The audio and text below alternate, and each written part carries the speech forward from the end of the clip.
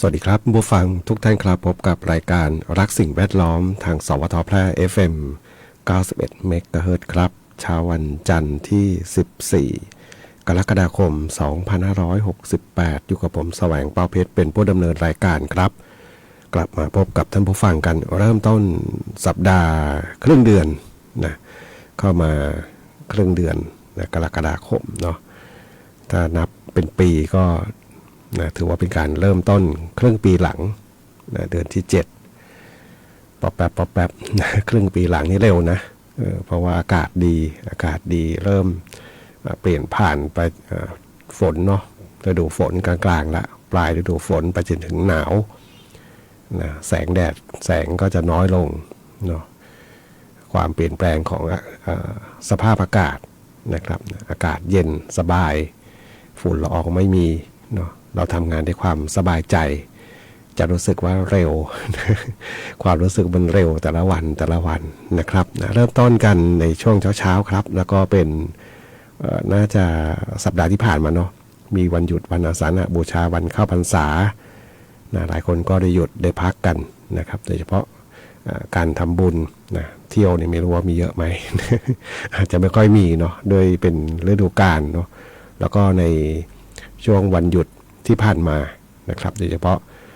วันเสาร์นะคืนวันศุกร์ต่อวันเสาร์นะหลายคนก็อาจจะได้รับผลกระทบนะเรียกว่าสร้างความตระหนกนะได้พอสมควรเลยแหละเนาะฝนตกหนักนะเกิน100มิลลิเมตรนะเกิน100มิลลิเมตรบางที่เนี่ย200กว่านะครับนะทางอุทยานแห่งชาติเวียงโกสัยนะทางวังชิ้นก็มีหลายพื้นที่เนาะที่ฝนตกหนักแล้วก็ข้ามเมืองแพร่ไปทางอำเภอร้องกวางนะครับนะทางร้องกวางทางอำเภอ2นะนู่นแหละไปจะถึงน่านนะครับนะเป็นลักษณะเส้นทางล่องมรสุมเนาะจังหวัดน่านนี่หนักหนาสาหัสพอสมควรเนาะนะครับนะทั้งน้ำป่าทั้งสะพานขาดนะครับนะแล้วก็เลาะไปตามแนวภูเขานะติดเมืองแพร่นี่แหละนะไม่ได้ไกลเลยเนาะมองเห็นแนวภูเขาที่กั้นอยู่นะครับนะทางจังหวัดอุตรดิตถ์นะครับนะทางเดี๋ยวจำฟากท่าใช่ไหมเนาะเนาะทางอำเภอฟากท่าอุตรดิตถ์นะครับนะน้ำป่านะครับนะก็ทำความเสียหายนะครับแล้วก็อาจจะมีบางพื้นที่เนาะที่ไม่ปรากฏในข่าวนะมีบ้างแหละเนาะทางดูเหมือนจะรับแลไหมนะถ้าจำไม่ผิดนะพอเห็นบางบนFacebook บนแฟนเพจบ้างนะที่เป็นแฟนเพจเกี่ยวกับด้านสื่อสารมวลชนนะครับก็เรียกว่าสร้างความตระหนกเรื่องของภัยธรรมชาติน้ำท่วมนะได้พอสมควรเนาะนะครับก็น่าจะผ่านพ้นไปแล้วเนาะเพียงแต่ว่าต้องฟื้นฟูนะครับนะการทำความสะอาดการฟื้นฟูนะไม่เหมือนเดิมหรอกนะน้ำป่าน้ำท่วมมาเนี่ยนะดินโคลนต่างๆเข้ามาเนี่ยมันเปรอะมันเปื้อนมันสร้างความเสียหายมากนะต้องยอมรับว่ามากนะครับก็เป็นกำลังใจทุกท่านนะที่ได้รับผลกระทบอยู่นะครับนะแล้วก็หวังว่าเนาะปลายฤดูฝนปีนี้นะครับนะแต่ว่าก็ต้องลุ้นกันอยู่ดีเนาะทุกๆปีนะครับนะก็ต้องรอลุ้นกันนะว่านะฝนมากแล้วจะมีความเสียหายไหมนะครับนะไม่มีดีที่สุดเนาะวันนี้พบกันเช่นเคยครับกับช่วงเวลาของรายการรักสิ่งแวดล้อมท่านผู้ฟังที่ติดตามรับฟังอยู่ครับอยากจะฟังเพลงบทเพลงเพื่อชีวิตก็สามารถที่จะแนะนำได้ครับทางโทรศัพท์0545235516ครับนะแฟนเพจก็พิมพ์คอมเมนต์ไว้แล้วกับช่วงเวลาของรายการรักสิ่งแวดล้อมครับ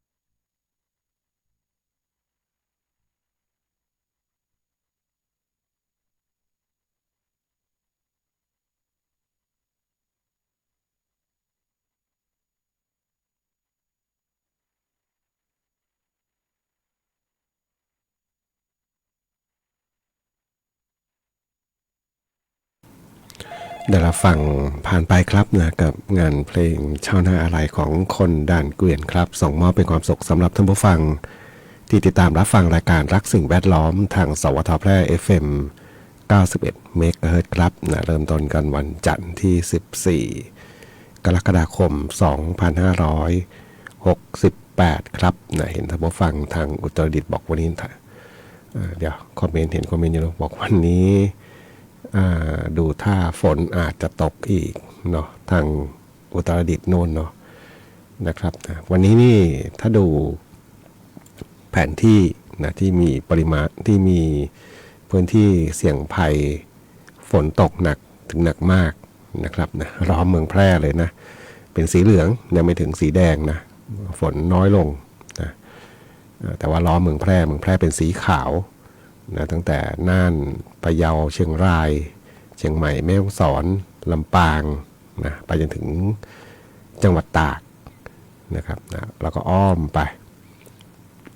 ทางจังหวัดเดี๋ยวจังหวัดอะไรเนี่ยนะพิษณุโลกนะครับนะฝนล้อมทางเมืองแพร่อยู่เนาะ ฝนน้อยลงนะในถ้าดูน่าจะทั้งสัปดาห์นี้แหละเนาะฝนก็จะจางๆไปนิดหนึ่งแต่ว่าที่เขาคาดการไว้นะกรมอุตุนิยมวิทยาเนี่ยคาดการไว้นี่ตั้งแต่วันที่20นะ20ถึง26นะ20ก็คือวันอาทิตย์หน้านะครับอาทิตย์หน้านะครับนะฝนประเทศไทยตอนบนเนี่ยฝนจะเริ่มกลับมาเพิ่มอีกนะแล้วก็มีฝนตกต่อเนื่องนะหนักเบาสลับกันไปนะครับโดยเฉพาะพื้นที่ภาคเหนือภาคอีสานตอนบนนะครับอันนี้เป็นการคาดการณ์นะครับเนื่องจากทิศทางลมมรสุมต่างๆที่จะผ่านขึ้นมาทางภาคเหนือเรานะครับก็คาดการณ์นะว่าในสัปดาห์หน้านะฝนก็จะเพิ่มขึ้นนะครับนะส่วนในสัปดาห์นี้เนี่ยนะ14ถึง19เนี่ยนะตอนบนของประเทศไทยเรานะยังมีฝนกระจายนะครับฝนกระจายดีปริมาณส่วนใหญ่เป็นฝนเล็กน้อยถึงปานกลางแล้วก็อาจจะมีฝนตกหนักถึงหนักบ้างในบางพื้นที่ภาคเหนือนะครับนะอันนี้ก็สิ่งที่ต้องระวังเขาเตือนก็คือฝนตกสะสมเนาะแล้วก็พื้นดินที่มันชุ่มน้ำแล้วนะครับบางทีฝนอาจจะไม่เยอะมากแต่ว่าผืนดินนั้นเปียกชุ่มละเนาะการซึมน้ำลงไปใต้ดินก็น้อยลงละนะครับฉะนั้นฝนมาอีกไม่มากก็อาจจะมีปัญหาน้ำท่วมขังน้ำป่าไหลหลากอาจจะเกิดขึ้นได้นะครับนะสิ่งที่ต้องระวังกันไว้นะครับนะภัยธรรมชาติปีนี้นี่ฝนมาก็นะโดยเฉพาะทางเชียงรายทางน่านนะครับนะปีนี้น่าจะเป็นปีหนึ่งที่ประสบปัญหาค่อนข้างบ่อยเนาะเจอฝนก็เจอฝนมาก็เป็นก็เลยนะเป็นพื้นที่บางพื้นที่ก็มันด้วยความเปลี่ยนแปลงของพื้นที่ด้วยเนาะการสร้างถนนหนทางต่างๆนะเพิ่มขึ้นมานะทิศทางน้ำก็เปลี่ยนไปนะครับนะก็นะต้องติดตามนะภัยธรรมชาติแบบนี้บางทีในแต่ละปีเนี่ยแต่ว่าพอผ่านไปแล้วเราก็นึกถึงอย่างอื่นไปละเนาะก็อาจจะหลงลืมไปบ้างนะอย่างไรก็เป็นกำลังใจทุกท่านนะที่ติดตามรับฟังอยู่ครับไปฟังเพลงกันต่อครับกับช่วงเวลาของรายการรักสิ่งแวดล้อมครับ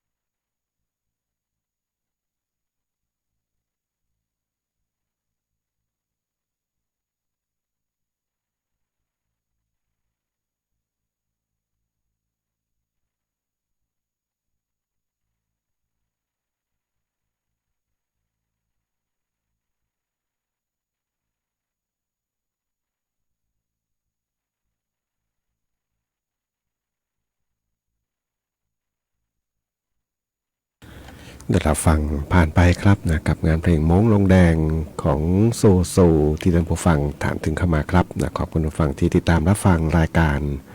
รักสิ่งแวดล้อมทางสวทแพร่ FM 91 เมกะเฮิรตซ์ครับนะซึ่งคุณผู้ฟังสามารถที่จะรับฟังได้ทุกวันจันทร์จนถึงวันศุกร์ครับหลังจากรับฟังข่าว 9 นาฬิกาถึงเวลา 10 นาฬิกาครับนะช่วงนี้นะเรื่องของฟ้าฝนในบ้านเราเนาะต้องบอกตั้งแต่เริ่มฤดูฝนมาเนาะก็มีฝนตกจะใช้คำว่าต่อเนื่องก็ได้เนาะมากบ้างน้อยบ้างนะแล้วแต่ในแต่ละพื้นที่นะครับนะเมืองแพร่นี่ก็น่าจะเริ่มบ้างแล้วล่ะนะเรื่องของภัยธรรมชาตินะเรื่องของน้ำป่านะไหลลงดอยมานะครับนะเข้าท่วมบ้านเรือนนะหนักสุดนี่ทางเมืองน่านนะแล้วก็ทางเชียงรายนะเชียงรายโดยเฉพาะแม่น้ำที่มาจากเพื่อนบ้านเราด้วยเนาะนะครับไม่ใช่เฉพาะน้ำที่เข้ามาท่วมนะมันจะมีประเด็นอื่นด้วยเรื่องของสารเคมีสารปนเปื้อนในน้ำนะที่ไหลมาด้วยนะครับนะเป็นสิ่งที่ต้องยอมรับว่าแก้ไขยากเนาะเราจะไปบอกว่าต้นน้ำเนี่ยนะหยุดตัดไม้ทำลายป่าหยุดทำเหมืองนะหยุดปล่อยสารเคมีลงมาในแม่น้ำนะไปบอกเพื่อนบ้านให้แก้ปัญหาเนี่ยบางทีมันยากจริงๆเนาะแล้วก็แถวอาเซียนนี่แหละนะกลุ่มอาเซียนเนี่ยนะเหมือนกับความสนใจในสิ่งแวดล้อมมันน้อยนะถ้าเทียบกับประเทศอื่นๆนะในภูมิภาคอื่นนะภูมิภาคอื่นเขาเนี่ยโดยปัญหาเกี่ยวกับสิ่งแวดล้อมนี่เขาค่อนข้างใส่ใจพอสมควรนะแต่กับภูมิภาคเนี่ยบางทีก็ทำไปงั้นนะเนาะแล้วก็นะเอาง่ายๆลุกพื้นที่ป่าเนี่ยก็ชัดนะนะภูเขาเหลือแต่เป็นพืชไร่หมดเนาะอันนี้ก็ชัดเจนแล้วก็ไหนจะมีสารปนเปื้อนลงมาอีกเนาะนะครับแล้วก็ตอนนี้ก็ทางไทยก็ต้องแก้ปัญหาบางอย่างนะทางด้านฝ่ายไทยก็คือก็จะทำที่มันให้ตกตะกอนลงเนาะเก็บกักให้มันตกตะกอนลงมานะครับแต่ก็ยังมีนะการปนเปื้อนในสัตว์น้ำนะซึ่งเป็นอาหารการกินของมนุษย์เราเนาะนะครับนะแล้วก็ภาครัฐเองก็จะมีทีมไปเจรจานะครับนะดูเหมือนเจ้าเหมืองแร่ที่เพื่อนบ้านเราเนี่ยนะก็ไม่ใช่ของประเทศเพื่อนบ้านเรานะโน่นนะเป็นดูเหมือนจะเป็นของทางจีนมาลงทุนนะเอานะเจรจากับใครเจ้าภาพใครต้องนะเจ้าภาพไปอยู่ที่หนึ่งมหาสายแผ่นดินนี้ทำเอาผลประโยชน์นะจากพื้นแผ่นดินตรงนั้นนะแล้วก็อยู่นอกไทยนี่แหละนะเพียงแต่ว่าน้ำที่ไหลลงมาเนี่ยมันเข้ามาในประเทศไทยนะหนักใจแทนเลยนะชาวเชียงรายนะครับนะทั้งภาครัฐเองด้วยเนาะที่ต้องแก้ปัญหาตรงนี้นะครับนะอันนี้ก็คือทางเหนือสุดของไทยเรานะครับนะส่วนเมืองน่านนี่ก็ดูเหมือนจะเกือบทุกปีนะพอถึงช่วงฤดูฝนนะ10 กว่าปีแล้วล่ะนะนับถอยหลังไปเนี่ย10 กว่าปีนะแต่ก่อนก็ไม่เคยมีปัญหานี้นะฝนมากขึ้นไหมนะผมว่าไม่ใช่ อาจจะมีบ้างนะฝนตกถ้าวัดเป็นเพราะสมัยก่อนเนี่ยจุดวัดน้ำฝนมันไม่เยอะขนาดนี้นะครับแต่ถามว่าฝนเยอะไหมจากประสบการณ์ที่มาอาศัยทางภาคเหนือเนี่ยฝนมันเยอะนะครับมาปีแรกๆเนี่ยโอ้ฝนตกต่อเนื่องตลอดนะทางภาคเหนือเนี่ยขึ้นมาเมื่อไหร่ก็เจอฝนนะแต่ว่าในอดีตเนี่ยจุดวัดน้ำฝนมันไม่ได้มีเยอะนะครับนะจุดวัดน้ำฝนจะมีเฉพาะดูเหมือนจะเป็นที่ว่าการอำเภอนะครับถ้าจำไม่ผิดนะเขาจะมีอะไรนะมีกลวยมีบิกเขาเรียกอะไรบิกเกอร์ไหม ภาษาวิทยาศาสตร์นะที่วัดปริมาณน้ำฝนเนาะแล้วก็สมัยก่อนเจ้าที่ต้องโทรศัพท์เข้ามารายงานที่ศูนย์อุตุนิยมวิทยานะครับเนี่ยทางของจังหวัดนี่แหละเนาะ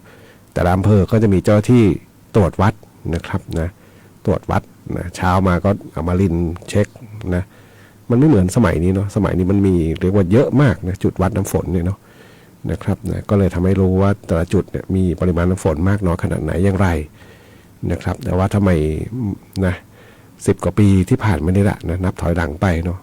เกือบจะทุกพื้นที่นะเจอปัญหานะครับนะฝนตกน้ำท่วมนะครับนะแล้วก็ป่าก็หดหายไปทุกวัน ใครไปเที่ยวขุนสถานต้องดูดีๆเนาะถ่ายภาพดูแล้วเปรียบเทียบดูในอดีตที่เคยขึ้นไปแล้วก็ถ่ายภาพมุมสูงนะครับนะว่ามันเปลี่ยนมาขนาดไหนนะครับนั่นแหละเนาะพอฝนมาก็น้ำก็ชัดเจนเนาะน้ำจากดอยต่างๆก็ไหลลงมาเร็วนะก็เล่าให้ฟังเนาะ ขอบคุณผู้ฟังนะที่ติดตามรับฟังนะแล้วก็เห็นคอมเมนต์อยู่นะในการติดตามรับฟังสวทแพร่ FM 91 เมกะเฮิรตซ์ครับ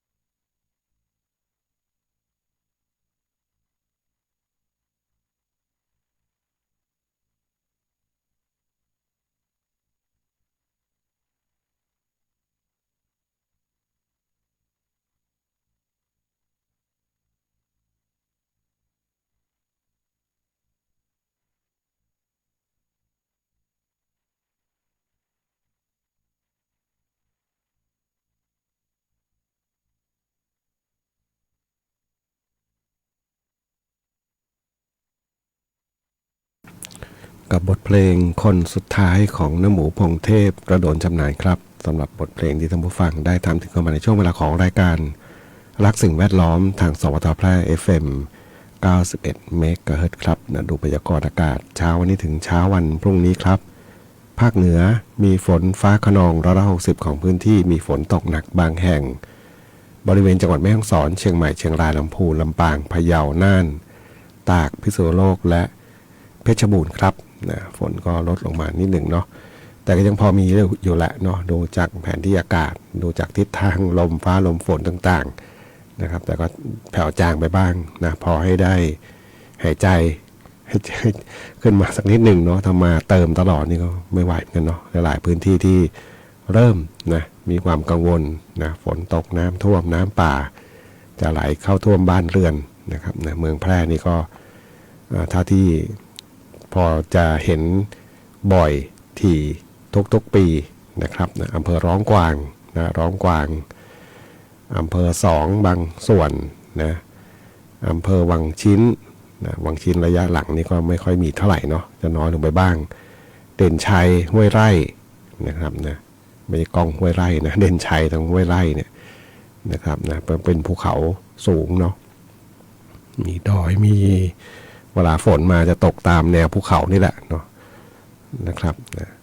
เท่าที่เห็นเป็นข่าวแล้วก็เกิดขึ้นเกือบทุกปีนะครับนะก็จะมีประมาณนี้แหละเนาะทางเมืองแพร่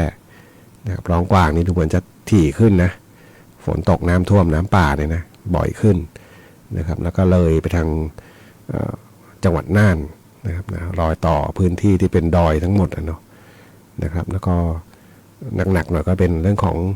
เส้นทางคมนาคมนะโดยเฉพาะสะพานขาดบ้างในบ้างนะครับ